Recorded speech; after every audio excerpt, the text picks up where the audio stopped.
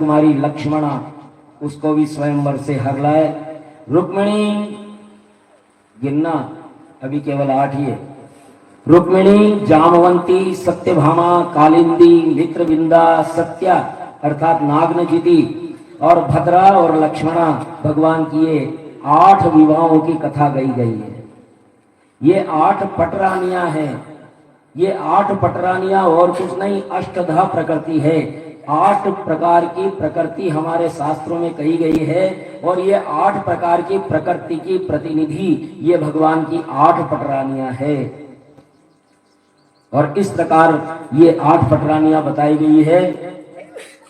भूमिरापो नलो वायो खं मनो बुद्धिरेव च अहंकारे इति यम्मे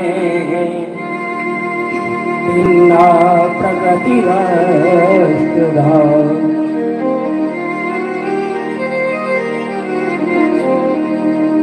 जीव प्रकृति के अधीन है, ईश्वर नहीं। हम जो है ना वो प्रकृति के अधीन रहते हैं, 8 प्रकार की प्रकृतियों के अधीन हैं हम, लेकिन ईश्वर की तो वो पटरानियां है, यानी ईश्वर उनके अधीन नहीं है, वो ईश्वर के अधीन है। इस प्रकार प्रकृति कहते हैं स्वभाव को, और ये जो स्वभाव को जिसने अपने वश में कर लिया वो सुखी है, और जो स्वभाव के वश में हो गया वो दुखी है। स्वभाव के वश में होने के बजाय स्वभाव को वश में करो। देश भाषा में कहते हैं पढ़िया स्वभाव जीव सुझाव, कहते हैं ना देसी भाषा में, पढ़िया स्वभाव जीव सुझाव। भाई साहब मरने पर ही मिटते हैं स्वभाव, जो स्वभाव पड़ गया। और ये स्वभाव ही प्रकृति है। 8 प्रकार की प्रकृति होती है। मनुष्य स्वभाव के आगे हार जाता है, किंतु अपने स्वभाव को, प्रकृति को जीत लेने वाला व्यक्ति ही सुखी होता है। स्वभाव को जीते बिना मुक्ति संभव नहीं है। स्वभाव को सत्संग से जीता जा सकता है, और सत्संग और भक्ति दोनों एक दूसरे के पूरक हैं। सत्संगी भजन न करे तो सत्संग व्यर्थ है। पत्थर नर्मदा में पड़ा रहे तो पत्थर ही रहेगा, समझना। कहते हैं कि नर्मदा का कंकर कंकर शंकर है। नर्मदा से कंकर निकाल करके सीधे अभिषेक कर दो, वो प्रतिष्ठित है, उनमें प्रतिष्ठा की आवश्यकता नहीं है, लेकिन वो नर्मदा में ही पड़ा रहेगा तो वो पत्थर ही रहेगा। इसी प्रकार कथा श्रवण तो करे, लेकिन हृदय में भक्ति ना हो, हृदय भक्तिमय ना हो पाए, आचरित ना कर पाए, तो फिर वो कथा भी व्यर्थ है। जिस कथा श्रवण से श्री कृष्ण के चरणों में प्रेम न जागता हो, पाप से घृणा और धर्म में रति न जागे, अपनी मातृभूमि के प्रति समर्पण न जागे, तो वो कथा सुनना व्यर्थ है। अपनी मातृभूमि के प्रति भी स्नेह जगे, कथा उसे कहते हैं। कथा कहना और सुनना दोनों ही तब श्रेष्ठ है जब हृदय में भगवान का प्रेम जागे, हृदय में अपनी मातृभूमि का प्रेम जागे। भगवान के ये 8 विवाहों की कथा कही, लेकिन 16,108 विवाह भगवान के। अब सबकी कथा कहें क्या? सबकी कथा कहने लगे तो पूरा साल लग जाएगा, तो भी कथा पूरी नहीं होगी, इसलिए थोक में निपटाना पड़ेगा। कहाँ तक कहेंगे?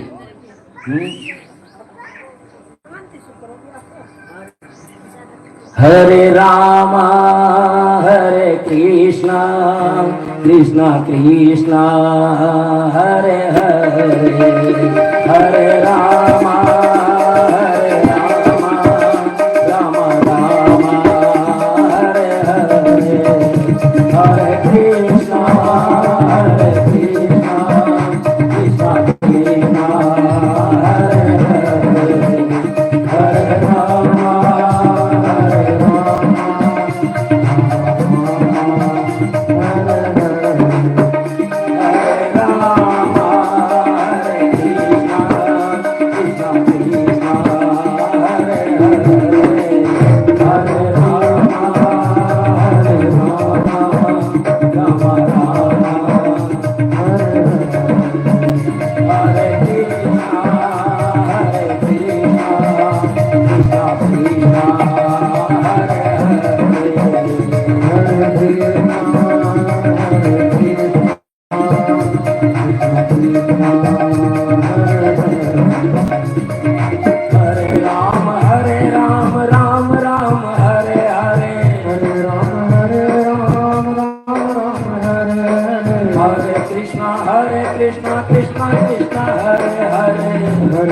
कृष्ण कृष्ण हरे हरे। ये बात सुन करके और एक सज्जन बोले कि भगवान का रंग कैसा था, राम और कृष्ण का रंग कैसा था? तो उसने कहा कि हरा था। अरे हरा नहीं था, नीला था। नहीं नहीं, सिद्ध करो कि हरा था। तो वो सिद्ध करने लगा हरा। हरे राम राम राम हरे हरे, राम राम राम हरे हरे। हरे राम राम राम हरे हरे, हरे राम राम राम हरे हरे। हरे कृष्णा कृष्णा कृष्णा हरे हरे, हरे कृष्णा कृष्णा कृष्णा हरे। पंडित जी ने कथा में कहा है कि हरे राम, हरे रंग के राम, हरे राम हरे कृष्ण, राम कृष्ण हरे हरे। हरे हरे ही है ना, तुम नीला कैसे बता रहे हो? हरे राम राम राम हरे हरे, हरे राम राम राम हरे हरे। हरे राम राम राम हरे हरे, हरे राम राम राम हरे हरे। हरे कृष्णा कृष्णा कृष्णा हरे हरे, हरे कृष्ण कृष्ण कृष्ण हरे हरे। हरे राम राम राम हरे हरे, हरे राम राम राम। बोलिए राम कृष्ण भगवान की। हरे राम राम राम हरे हरे। ये हरा रंग नहीं है। हरे यानी करुणा के साथ पुकारना। हरे राम, करुणा, मन में करुणा आनी चाहिए।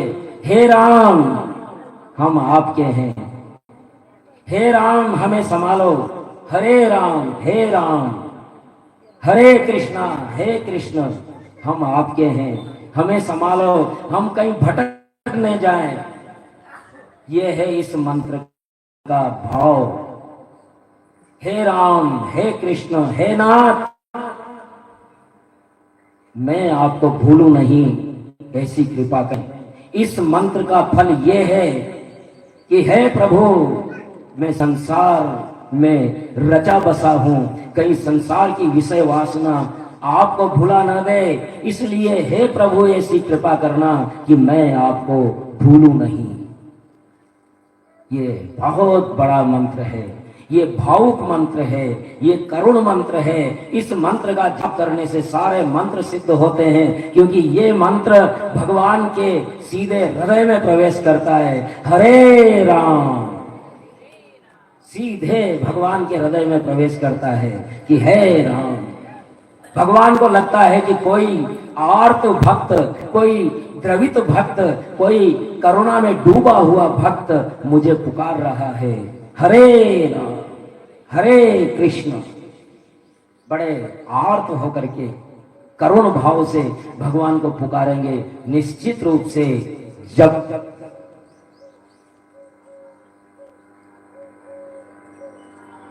परीक्षित कहते हैं कि ये 16,100 विवाह जो बाकी हैं, उनकी क्या कथा है प्रभु? तो भौमासुर की कैद में 16,100 कन्याओं को छुड़ाने के लिए जब कथा पूछते हैं परीक्षित, तो सुखदेव जी महाराज बोले, इंद्रेण हतक्षत्रेण हृत कुंडल बंधुना हृतामराधिस्थानेन ज्ञापितो भौमचेष्टित।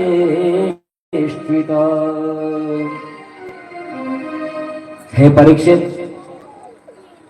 भौमासुर ने, ये धरती का पुत्र था, भौमासुर ने वरुण का छत्र छीन लिया था, अदिति के कुंडल छीन लिए थे, मेरु पर्वत पर स्थित देवस्थान मणि पर्वत को छीन लिया था भौमासुर द्वारा। तब देवराज इंद्र द्वारका में आकर के भगवान श्री द्वारकाधीश से शिकायत करते हैं कि प्रभु, भौमासुर ने ये सब छीन लिया है, अब मैं क्या करूं?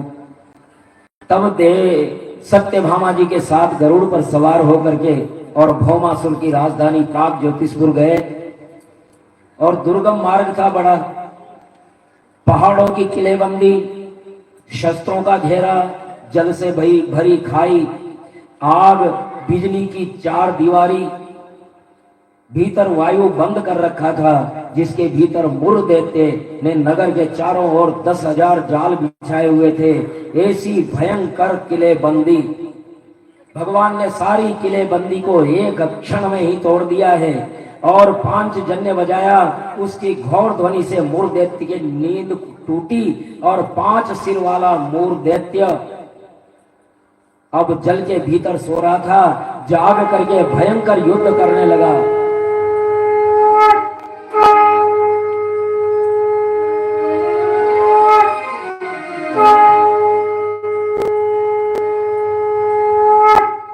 शंख की ध्वनि से मुर की नींद टूटी और अनेकों प्रकार से युद्ध करते श्री कृष्ण ने सुदर्शन से उसके 5 सिर काट दिए हैं। मुर मारा गया और श्री कृष्ण का एक और नाम हो गया, बोलिए मुरारी भगवान की।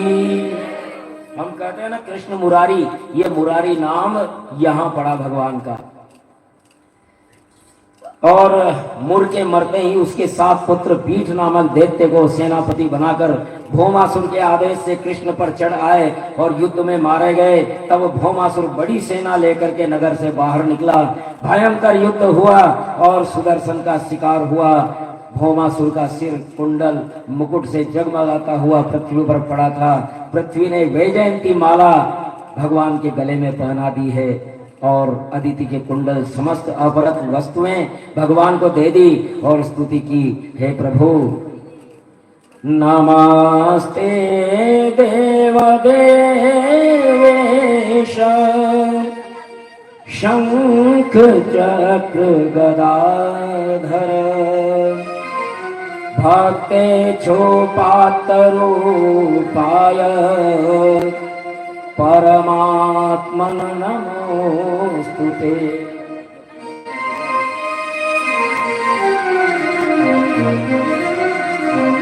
हे देव देवेश, हे शंख चक्र गदाधर भगवान विष्णु के अवतार भगवान श्री कृष्ण, आपको नमस्कार करती हूँ। और पृथ्वी बड़ी प्रार्थना करती है और तब प्रभु ने अभय दान दिया पृथ्वी को। क्योंकि वैजयंती माला पृथ्वी ने पहनाई तो पृथ्वी भगवान की पत्नी हो गई। इसीलिए कहते हैं कि समुद्र वसने देवी पर्वत स्तन मंडले विष्णु पत्नी नमस्तुभ्यम प्रात चरा पाद स्पर्शम क्षमस्व में। सवेरे उठते ही हमारे शास्त्र यह आदेश देते हैं कि इस मंत्र से धरती को स्पर्श करना चाहिए, है ना। ये विष्णु पत्नी है, ये धरती माता। भौमासुर के बंदी गृह से 16,100 राजकुमारियां निकली। तो जैसे ही उनकी दृष्टि कृष्ण पर पड़ी, भगवान कृष्ण को उन्होंने पति रूप में वर्ण कर लिया है। और भगवान ने निर्मल वस्त्राभूषण पहनाकर पालकियों से द्वारका भेज दिया। ऐरावत के वंशज 4 हाथी भी द्वारका भेज दिए। तब श्री कृष्ण अमरावती में गए और इंद्र को अदिति के कुंडल दिए।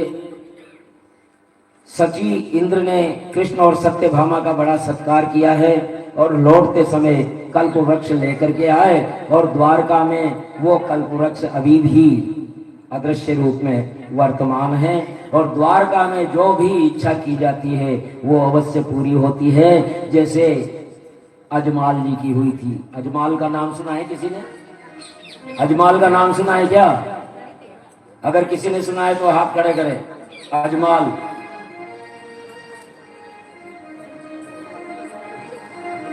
खम्मा खम्मा खम्मा रे कुंवर अजमाल रा।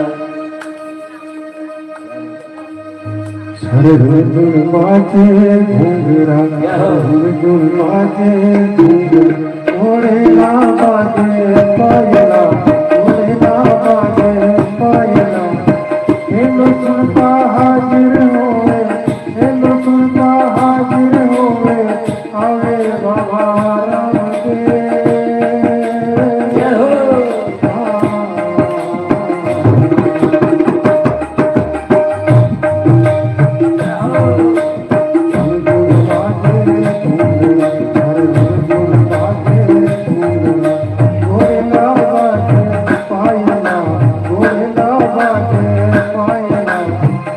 हेलो सुनता हाजिर होवे, हेलो सुनता हाजिर होवे, आवे रामा पीरसा।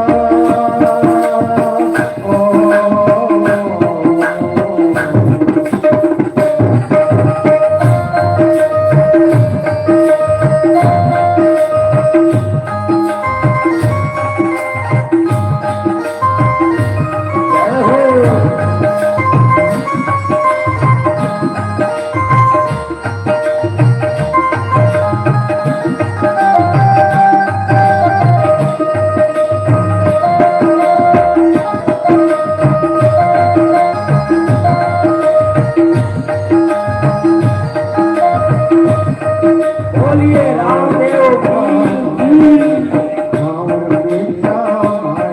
बाबा रामदेव जी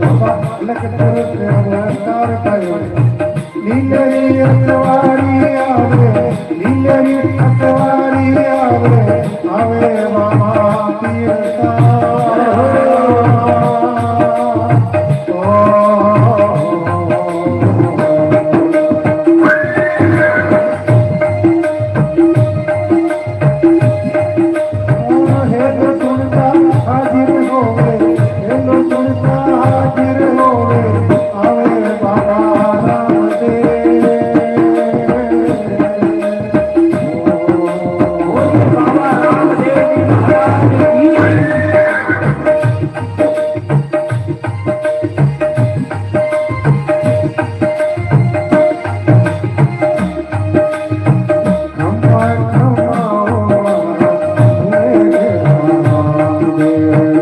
अम्मा अम्मा ओ मारा रोने के राम दे। माने तो प्यारे आंखों मार आंखों गुजरात हो, माने तो जावे आंखों मारवाड़ो, आंखों गुजरात हो।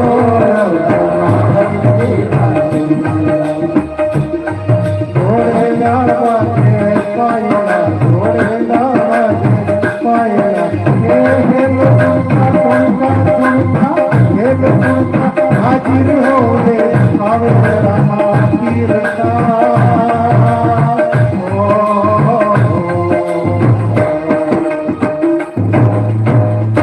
बोलिए रामदेव महाराज की। अजमाल जी पुत्र नहीं था इनके, द्वारकाधीश से जाकर के और कहा प्रभु मेरा वंशज दे। और कहते हैं ऐसी मान्यता है कि द्वारकाधीश ने ही रामदेव के रूप में अजमाल जी के घर पे जन्म लिया है। बोलिए बाबा रामदेव जी महाराज की, रूणी जय के सरदार की। तो पारिजात वृक्ष लेकर के द्वारका में आ गए। बाणस्य तनयः मूषा मुपये में यदोत्तम, तत्र योद्धम भूद्घोरम् हरिशंकरयोर्महत्। बाणासुर शिव जी का बड़ा भक्त था, शिव जी का बड़ा भक्त था।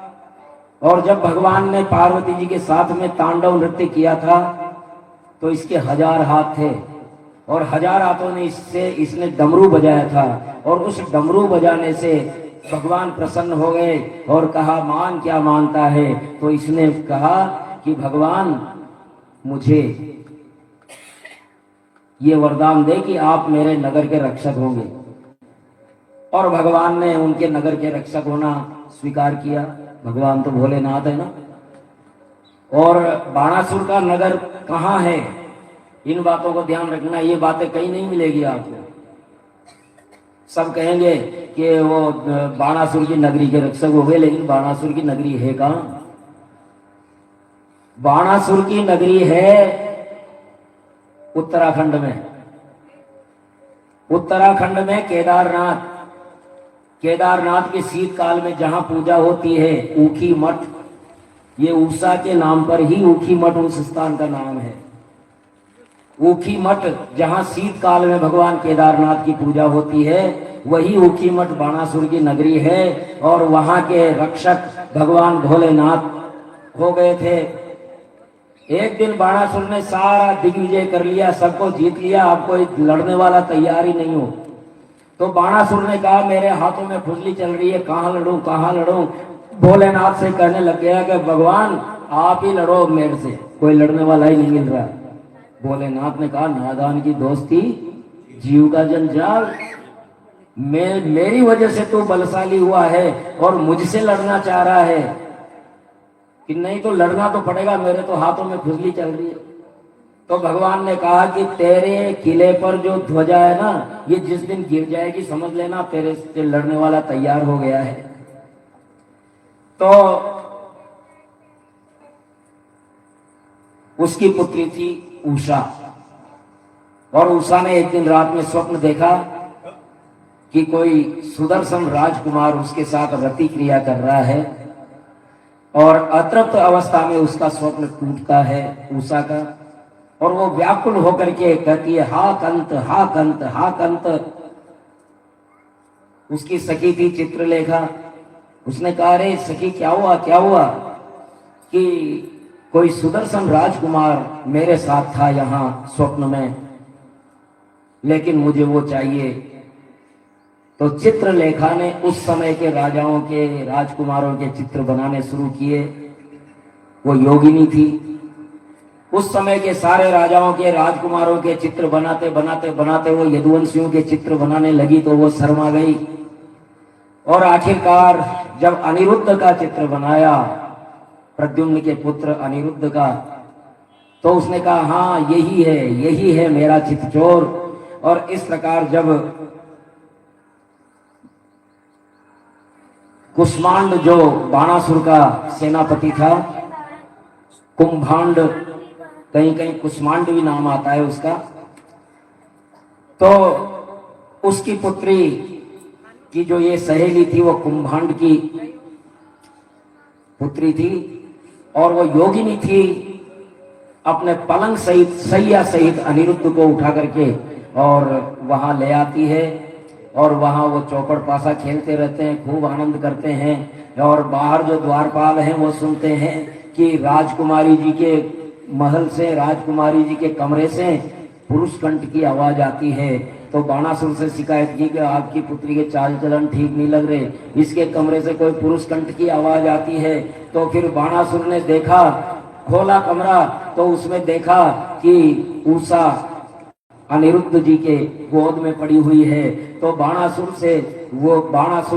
उनको अनिरुद्ध जी को कैद कर लेता है। नारद जी जाकर के कहते हैं द्वारकाधीश से, भगवान आपका पोता कहाँ है? तो भगवान कहते हैं कि कौन से नंबर का? 16,108 रानियां, और प्रत्येक रानी के 10-10 पुत्र और एक एक पुत्री। अब गणित मेरी बहुत कमजोर है, देख लो, गुणा कर लो। एक रानी के 10 पुत्र और एक पुत्री, 16,108 रानियां। कितने पुत्र और उनके पुत्रों की पोत्रों की तो कोई गिनती नहीं है। तो स्वाभाविक है कि भाई कौन सा, बहुत सारे पोत्र हैं मेरे।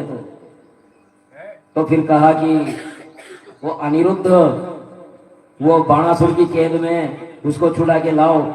कन्हैया द्वारकाधीश अक्षौहिणी सेनाएं लेकर के जाते हैं, आक्रमण करते हैं। उधर महादेव उनके रक्षक थे ही सही, महादेव शिव सेना और नारायणी सेना में बड़ा भयंकर युद्ध होता है। और आखिरकार उषा और अनिरुद्ध का विवाह होता है। भगवान बाणासुर को मारते नहीं है, क्योंकि भगवान ने कहा कि ये मेरा भक्त है, इसे मारना नहीं है।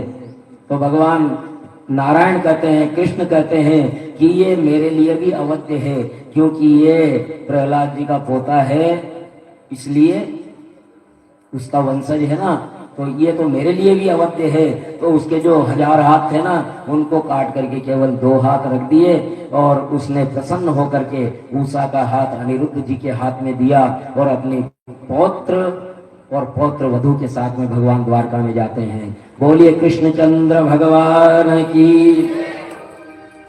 तो इस प्रकार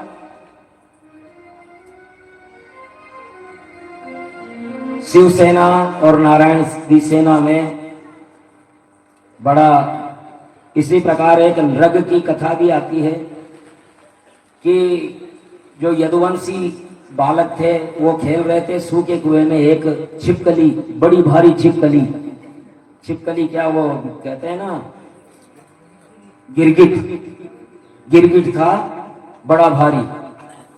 अब वो बड़ी कोशिश की उन्होंने निकालने की, लेकिन निकला नहीं। भगवान को बुलाया गया और भगवान ने उसके हाथ रखा और वो दिव्य पुरुष के रूप में प्रकट हुआ। बोला आप कौन हैं? भगवान सब जानते हैं, लेकिन वो पूछते हैं तुम कौन हो? बोले प्रभु मैं नृग नाम का राजा था और मैंने बहुत गायों का दान दिया है। रोजाना गौ दान करके ही मैं केवल कुछ अन्न पाता था, अन्यथा अन्न नहीं पाता था। लेकिन छोटी सी गलती हुई और उसका बहुत बड़ा दंड मुझे मिला। बोले क्या गलती हुई? कि एक दिन मैंने गौशाला से, क्योंकि सैकड़ों गायों का रोजाना दान करता था, दान की हुई गाय में से एक गाय पुनः मेरी गौशाला में आ गई और वही गाय किसी दूसरे ब्राह्मण को फिर से दान हो गई। वो दान लेकर के, गाय को लेकर के जा रहा था कि जिसने कल दान दी थी वो ब्राह्मण उसे मिल गया और वो कहता ये तो गाय मेरी है। बोले अरे ये गाय तो मुझे अभी राजा नृग ने मुझे दी है। कि नहीं नहीं, ये गाय कल ही मुझे राजा नृग ने दी है, ये गाय मेरी है। दोनों लड़ते लड़ते राजा नृग के दरबार में पहुंचे। राजा नृग से ये सांप दरबार लगा हुआ है। इधर एक ब्राह्मण है जो कह रहा है ये गाय कल आपने मुझे दान दी थी। राजा नृग गर्दन हिला रहा है। इधर वाला कहता है ये गाय आज आपने मुझे दान दी थी। राजा नृग फिर गर्दन हिला रहा है। तो क्या ये गाय मेरी हुई ना? हाँ भाई हुई। इधर वाले ने कहा तो फिर मेरी क्या हुई? कहा आपकी भी गाय हुई। अब गाय एक, दावेदार दो। अब राजा करे तो क्या करे? दोनों को दान में मिली है और दोनों झूठ नहीं बोल रहे हैं। अब क्या करें? इधर का कहे गाय मेरी तो कहा हाँ भाई, इधर का कहे गाय मेरी तो कहा हाँ भाई। राजा ने यह भी कहा कि तुम में से जो भी एक हो इस गाय के बराबर सोना तोल करके ले जाओ, लेकिन मुझे क्षमा करो कि देखो गाय माता होती है और वो बेची नहीं जाती। तुम बेचने के लिए कह रहे हो, गाय बेची जाती है क्या? गाय नहीं बेची जाती। फिर गर्दन हिलाई। इधर का कहे गाय मेरी, गर्दन हिलाई। इधर का कहे गाय मेरी, गर्दन हिलाए कि जाओ तुम गिरगिट हो जाओ। और वो गिरगिट गर्दन हिलाता रहता है। इस कथा का सार ये है कि ब्राह्मण का धन लोहे के चने हैं, इसे कोई पचा नहीं सकता। अब सवाल ये है कि ब्राह्मण कौन?